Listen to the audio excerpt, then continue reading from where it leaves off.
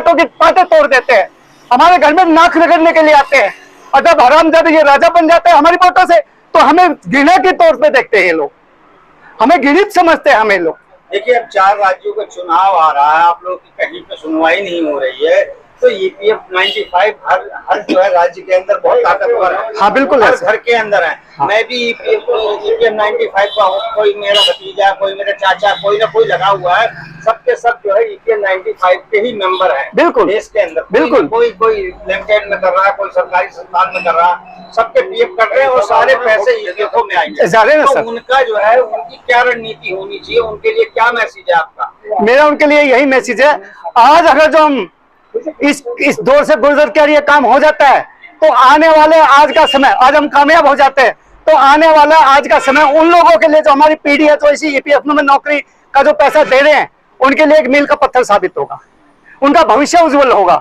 हम उनके भविष्य के उज्जवल के लिए भी आज लड़ रहे, बेशक वो हमारे बीच में नहीं है, वे जवान बच्चे जो नौकरी कर रहे हैं, भाई जवान नहीं कहेंगे, जो नौकरी कर रहा है हम तो उनको जवान नहीं कहेंगे, आज वो हमारे बीच में नहीं है, लेकिन अब पैसा उनको भी तो अभी तो गवर्नमेंट में जा ही रहा है ना, उनको भी धड़कने बढ़ी हुई है कि जब इनका कुछ नहीं होता हमारा क्या होगा, क्योंकि कोई ना तो कोई सुनने वाला है। अभी तो वो अपने ऑफिस के थ्रू कोई काम करते हैं तो उनको नौकरी से चले जाएंगे, चाहे 2 पैसे की कोई कितनी भी तनख्वाह में, लेकिन पीएफ का पैसा तो सभी के उससे, चाहे वो छोटी फैक्ट्री है, चाहे वो बड़ी फैक्ट्री है, चाहे वो पीएसओ कुछ भी है, लेकिन पैसा सभी जाता है उनका।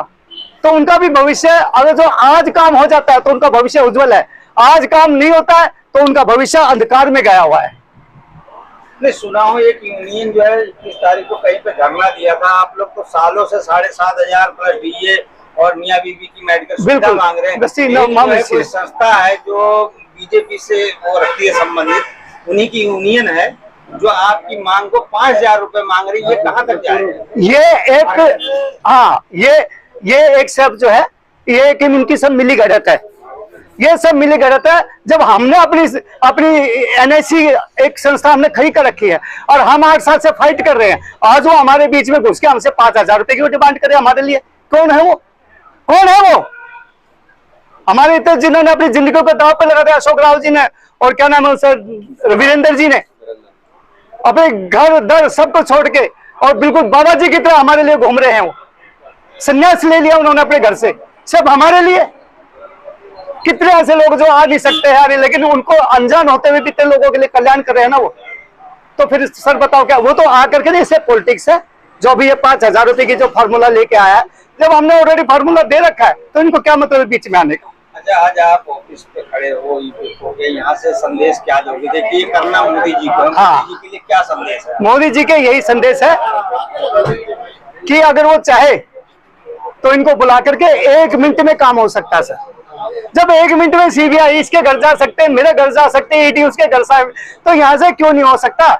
एक्चुअली क्या है सर, ये पैसा गवर्नमेंट के पास जा चुका है और इनके गले की हड्डी बन चुका है। ये पैसा गवर्नमेंट से नहीं निकलवा पा रहे हैं, हकीकत ये है। आपके कहने का मतलब क्या, गवर्नमेंट इसको लेके यूज कर चुके हैं सर। अब इनका अब ये निकलवाए कैसे? निकलवाए कैसे? निकालने देने वाला तो वही होगा ना। अब ये तो एक हर साल 1-2 साल के अंदर घोषणा करता है कि इतना पीएफ से हमारे को फायदा मिल रहा है। अभी 55,000 करोड़ कुछ का बताया था। हाँ, इतना मेरे को इनकम हो रहा है, तो वो जो है पैसा कौन यूज कर रहा है? कौन यूज कर सर? गवर्नमेंट यूज करेगी। जब मैं इनकम टैक्स देता हूँ वो भी तो मेरा पैसा होता है, जब इनकम वो भी तो गवर्नमेंट के बीच पास जाता है ना, वही पैसा गवर्नमेंट के पास जाता है। जैसा मेरा घर का इनकम टैक्स हो या मेरी दुकान का इनकम टैक्स है, वो मेरा पैसा है ना, मैं गवर्नमेंट को दे रहा हूँ।